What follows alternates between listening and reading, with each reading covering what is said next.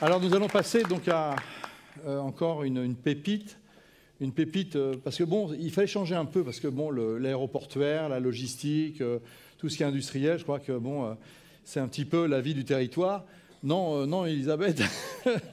Donc il faut changer. Donc on a trouvé un peu, voilà, des genres différents. Et puis là, je vais vous présenter. Donc on va passer la main à Nan. Je vais présenter un garçon qui aussi, je vous demande de l'applaudir. C'est un garçon qui est très, très, très simple. Alors, je dois dire, c'est déjà donc une belle réussite. Donc, bon, Annan, c'est docteur Annan, donc spécialisé en neurologie. Donc, tu opères, tu continues à opérer, voilà. Et puis, c'est un garçon qui est très simple. Il est plus jeune que moi. Hein, je suis désolé, vous l'avez constaté. Il a une trentaine d'années, 13 ans de médecine. C'est une belle réussite. Et donc, au travers de ces études, hein, c'est au CNRS, tu m'as raconté l'histoire, donc tu travaillais sur des indicateurs pour tracer le cancer des reins. Et donc est venue donc, la genèse pour avoir beaucoup plus de données, c'est ce que tu m'as expliqué. Okay. Et puis, il avait passé de travail à l'hôpital, donc il s'est lancé dans la création de l'entreprise. Donc, il a créé Innov Santé, et donc je voudrais que vous l'applaudissiez, puisque Annan est un garçon qui a créé le premier passeport santé, hein, qui marche, parce qu'en France, ça ne marche pas. Alors, je le dis très très vite, tu avais été voir la direction de caisse de maladie, oui. Ça alors voilà, je te laisse. Alors, voilà, je vais vous raconter mon histoire. Donc, merci beaucoup. Je remercie surtout Alain Jeus de m'avoir mis en relation avec Jean-Michel pour cette invitation. Je suis impressionné et honoré d'être ici. Alors, si je suis là devant vous aujourd'hui... Pardon, j'avance. Si je suis là devant vous aujourd'hui, il faut savoir qu'il y a 14 ans, je ne parlais pas français et j'étais au Liban. Donc moi, je suis né au Liban, à Tripoli particulièrement, dans un village à côté des frontières syriennes. Et donc, je suis né au Liban et à 17 ans, j'ai décidé de partir du Liban pour faire mes études en France. Et il y a une histoire que je raconte souvent, c'est celle qui a fait que j'ai voulu faire médecine et qui m'a toujours marqué. J'avais 12 ans et ma mère, à l'époque, elle était enceinte de ma petite sœur et elle devait...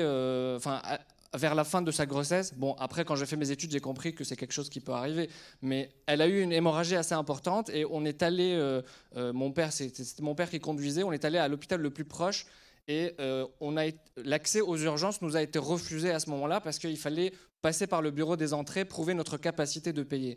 Et cette histoire m'a vraiment marqué parce qu'on est parti avec ma mère qui saigne pour chercher un hôpital qui voulait bien nous accueillir. On était pauvres relativement. Et je me suis dit à ce moment-là, c'est pas possible de différencier riches et pauvres en termes de santé. Et je le dis parce qu'on a de la chance en France d'avoir un système d'assurance maladie qui est excellent, un système de santé qui est excellent, qui fonctionne. Et c'est dommage de ne pas le préserver, de ne pas réfléchir justement à son avenir. Et il faut savoir que dans d'autres pays en voie de développement, il n'y a pas cette chance-là. Donc, c'est à ce moment-là que je me suis dit, je veux faire médecin, je veux partir du Liban parce que les conditions n'étaient pas favorables, il y avait plusieurs guerres et on ne pouvait pas construire un espoir ou un avenir stable.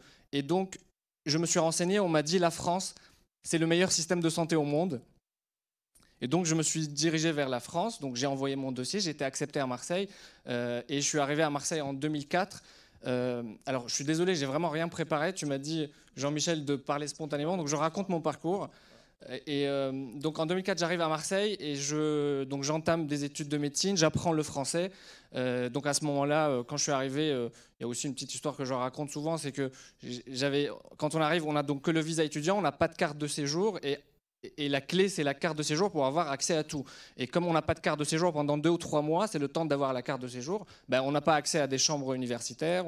Donc je suis resté 2 mois à la fac de médecine, dans les couloirs de la fac, avec les appareilleurs qui étaient très gentils, qui m'ont accueilli pendant 2 mois avec ma valise. Donc je suis arrivé vraiment avec une valise, pas d'argent, et avec mon ambition simplement et ma volonté de changer les choses. À l'époque, je voulais vraiment changer les choses au Liban. Donc dans ma tête, je voulais revenir au Liban pour faire avancer la santé. Et puis les choses ont évolué.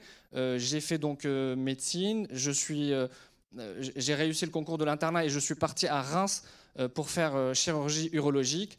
J'ai fait 5 ans d'urologie et en 2015, j'ai intégré une équipe du CNRS qui travaille toujours sur les nouvelles technologies appliquées à la santé. C'est là où j'ai commencé vraiment à rencontrer le monde de la santé numérique, de la e-santé, à apprendre aussi les nouvelles technologies du big data, de l'intelligence artificielle et à les travailler. Et je les ai appliquées sur le cancer.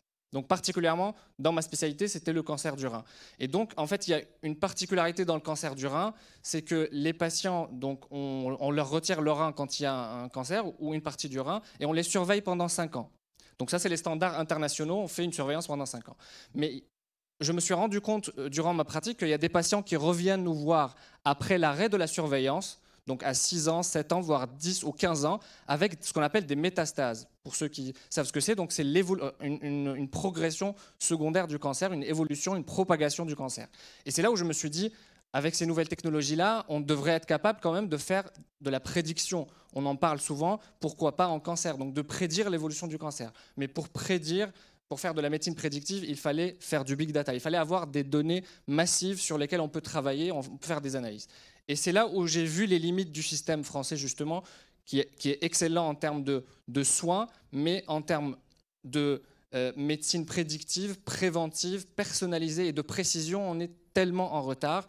Et en fait, on a ce constat que j'ai fait sur le terrain, c'est qu'on a un vrai manque de partage de l'information. Vous savez, quand vous allez consulter dans un hôpital, vous partez de l'hôpital, votre dossier reste dans l'établissement. Il n'y a aucune interconnexion entre les établissements, voire même il n'y a aucune interconnexion entre l'établissement, enfin l'hôpital et la ville. Il n'y a pas de connexion non plus entre les médecins généralistes, entre les médecins spécialistes et les médecins généralistes. Enfin bref, il y a vraiment ce qu'on appelle en big data des silos d'informations. Il y a des informations partout, pas de connexion, et le patient, il est livré à lui-même avec un parcours qui est assez complexe. Et donc, je me suis dit, avec ces nouvelles technologies, on va pouvoir quand même faire quelque chose. Et donc, j'ai travaillé au CNRS, je me suis spécialisé dans ces nouvelles technologies et on a réussi à élaborer un modèle prédictif, finalement, qui a réussi, pas à partir d'un vrai big data santé, parce qu'on n'en avait pas, mais à partir d'un modèle. Et on a élaboré 4 millions de données qui, finalement, ont réussi à aboutir à un algorithme qui est un algorithme d'intelligence artificielle et qui nous a permis de dire ce patient, effectivement, va pouvoir évoluer vers des métastases ou pas. Bref, et c'est là où je me suis dit, je ne vais pas en rester là. Donc j'en ai parlé à mon chef de service, à mes équipes, en disant, pourquoi on ne fait pas la même chose que ce que je viens de faire, mais à une échelle beaucoup plus large, et pourquoi on ne connecte pas le monde de la santé. Et alors j'ai commencé à regarder ce qui se passe, et j'ai vu la première chose qu'on rencontre, c'est le fameux DMP. Vous savez, le DMP, c'est le dossier médical partagé. Donc pour ceux qui savent, c'est une démarche qui a été lancée en 2004 en France et qui coûte 200 millions d'euros par an. Donc la Cour des comptes qui le dit il n'y a pas longtemps, les chiffres, on est à 1,2 milliard d'euros à ce jour pour créer un dossier médical partagé, donc simplement créer une application. Et ça ne marche pas, ça ne fonctionne pas, et ça c'est l'État qui le fait depuis 2004, et il n'y a aucune efficacité. 1 milliard d'euros, je me suis dit, vous me donnez 1 milliard d'euros, je vous révolutionne la santé, dans le monde, hein, pas qu'en France. Et c'est là où je me suis dit, c'est pas possible. Donc j'ai pris l'initiative et j'étais naïf à ce moment-là parce que j'étais dans une démarche purement publique, hein, j'étais dans le monde de la recherche et j'avais pas du tout cet esprit de créer une cette volonté de créer une start-up. Et donc je me suis dit, je vais aller voir l'assurance maladie avec cette idée de créer. Alors j'avais l'idée justement de créer une interface unique à partir du patient parce que toutes les tentatives qui ont été faites ont été concentrés sur le médecin, sur les établissements de soins. Et on n'a jamais réussi à convaincre tout le monde d'utiliser le même logiciel, ça c'est impossible. Et puis on n'a jamais réussi non plus en créant des API qui parlent avec tous les systèmes informatiques, ça c'est pareil, c'est impossible. Donc voilà, et on a oublié le patient dans tout ça. Et moi je me suis dit, mais c'est le patient finalement, le citoyen, c'est lui qui se déplace entre tous les intervenants. Donc finalement, pourquoi ne pas le connecter lui et lui donner la technologie qui permet à tout le monde de se connecter sur sa plateforme à lui ? Dans un monde où la révolution des plateformes est en cours, où tout est possible. Donc j'étais vraiment naïf, j'ai pris rendez-vous avec la direction générale de l'assurance maladie, et je suis allé les voir, et j'ai présenté cette idée-là. Bon, et c'était vraiment... je ne vais pas rentrer dans les détails, mais c'était ahurissant ce que j'ai eu comme réponse. En gros, à ce moment-là, l'assurance maladie venait de récupérer le projet qui était à la ZIP Santé avant, c'est-à-dire au ministère de la Santé. Et le ministère de la Santé, vu l'échec progressif sur 10 ans, ils l'ont basculé vers l'assurance maladie. Déjà, comme si l'assurance maladie n'avait que ça à faire.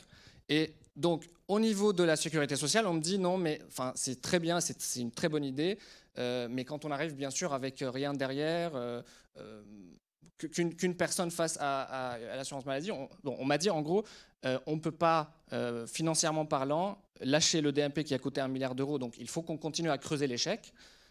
Ça c'est moi qui le dis, hein, mais voilà. Et on ne peut pas non plus, politiquement parlant, partir sur un autre projet. Bref, donc c'est là où je me suis dit, bon, la démarche publique, c'est impossible. Il n'y a que la démarche privée, finalement, qui réussit. Et donc, après avoir consulté tout le monde autour de moi, on a décidé donc de partir dans cette aventure et de créer la start-up qu'on a appelée Innov Santé, que j'ai créée en avril 2016. Et on a notre premier projet qu'on a créé qui s'appelle le Passeport Vital, Healthcare Passport. Et le but de cette carte, finalement, c'est une carte, tout simplement.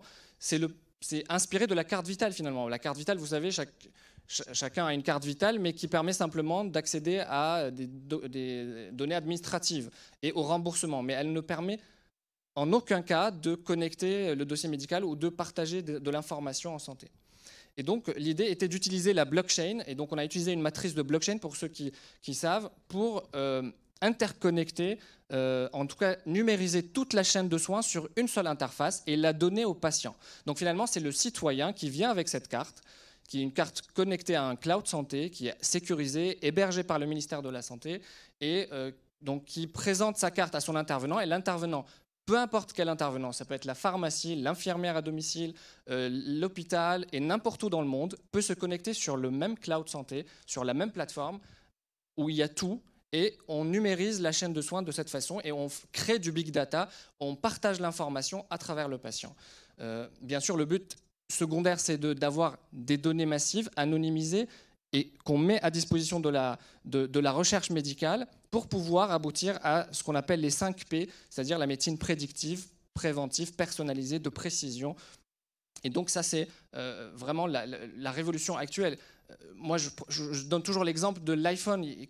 Qui aurait pensé il y a 10 ans qu'aujourd'hui, tout le monde aurait l'iPhone et aurait ces capacités qu'on peut faire avec l'iPhone. Et dans 10 ans ou dans 15 ans, moi, je crois beaucoup à l'intelligence artificielle et je pense que ça va être dans notre quotidien. L'intelligence artificielle, bien sûr, il ne faut pas se tromper. L'intelligence artificielle, c'est un produit de l'intelligence humaine. Parce qu'il y en a beaucoup qui commencent à nous faire peur en disant « Attention, l'intelligence artificielle, ça va dominer l'homme ». Non, l'intelligence artificielle, c'est un produit de l'intelligence humaine. Donc, c'est un produit de l'apprentissage profond, du deep learning. C'est ce qu'on a fait au CNRS. Et donc, c'est un résultat de toutes les données que l'homme va pouvoir accumuler. C'est quelque chose que vous allez pouvoir faire dans vos entreprises respectives.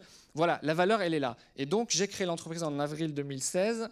Personne n'y a cru. Tout le monde m'a dit « Tu vas aller nulle part, tu fais n'importe quoi, concentre-toi sur ta chirurgie. » Et puis, il y en a qui me disent « Tu es chirurgien, tu vas gagner bien ta vie. Pourquoi tu vas faire ça ?» etc. J'ai écouté personne, j'ai foncé, comme je l'ai toujours fait. Donc aujourd'hui, on a une dizaine de salariés. En 2 ans, on a fait une levée de fonds de 400 000 €. On est en train de préparer notre deuxième levée de fonds. Et il n'y a pas longtemps, on a commencé à avoir nos premiers chiffres d'affaires. Et ça, c'est vraiment un sentiment particulier parce que sur le compte, on voit toujours du débit. Et là, hop, on voit du crédit qui est généré par la vente du passeport vital. Donc on est en B2C, en B2B. Je ne suis pas là pour parler vraiment de ça, mais je suis là vraiment pour vous dire que aujourd'hui, du coup, je suis français puisque j'ai été naturalisé au mérite par le président de la République. À l'époque, c'était François Hollande, que je remercie. Et pour dire que donc, tout est possible, la réussite, c'est nous qui la créons. Moi, il y a une citation que j'aime bien qui est citée par le cofondateur de LinkedIn et qui dit « Un entrepreneur est quelqu'un qui se jette d'une falaise et qui construit un avion sur le chemin de la descente. » Et c'était vraiment mon cas. C'est-à-dire je me suis lancé. Merci. Et au fur et à mesure vraiment de cette chute, de cette descente, j'ai construit l'avion et voilà. Et aujourd'hui, ma réussite personnelle de mon parcours, bien sûr, est due à un travail long, 13 ans d'études. Mais la réussite de l'entreprise, je ne peux pas dire que c'est moi, parce qu'une réussite d'entreprise, c'est une réussite d'équipe. Et permets-moi, Jean-Michel, simplement de remercier Céline Châteauroux et Julien Levavasseur qui font partie de l'entreprise et qui sont là et qui m'accompagnent au quotidien. Sachant que l'entreprise, bien sûr, aujourd'hui, elle a 2 ans, on tourne et moi, je continue ma chirurgie et mes études en parallèle. Et donc, ils font un travail extraordinaire et c'est à eux que je dois cette réussite. Donc, voilà, je vous remercie pour cette invitation et je suis vraiment honoré d'être ici. Et là, je viens d'adhérer aussi à l'entrée à Roissy Entreprise. Merci beaucoup. Merci beaucoup. Bravo, Adnan. Merci, super, super. Je pense que c'était important de parler un petit peu de tout ceci. On est tous sensibles à ça. Et je pense que tu as parfaitement résumé l'esprit d'entreprise, la chute dans la falaise. Et ça, c'est vraiment... ça nous arrive à tous. Hein, c'est comme ça. Voilà. Merci beaucoup. Et puis, de toute façon, on sera tous ici pour t'aider. On peut te l'assurer ce soir. On prend l'engagement. Nous sommes un peu anciens, donc on pourra aussi un peu t'aider, d'accord, et transmettre, comment dirais-je, notre savoir, notre know-how. Ça s'appelle la transmission intergénérationnelle, je dirais. Oui. Justement, en fait, on est à la recherche d'entreprises qui redistribuent le passeport vital à leurs salariés, même si elles ne sont pas dans le milieu de la santé. Voilà. S'il y en a parmi vous. Alors, il y a des belles entités. Je pense à ADP, par exemple. Sans la citer, hein, donc voilà, ça peut intéresser le comité d'entreprise. Voilà, tu sais, on va faire de la vente, hein, nous ici. Si tu veux que ton entreprise elle marche, il faut prendre des commandes, d'accord.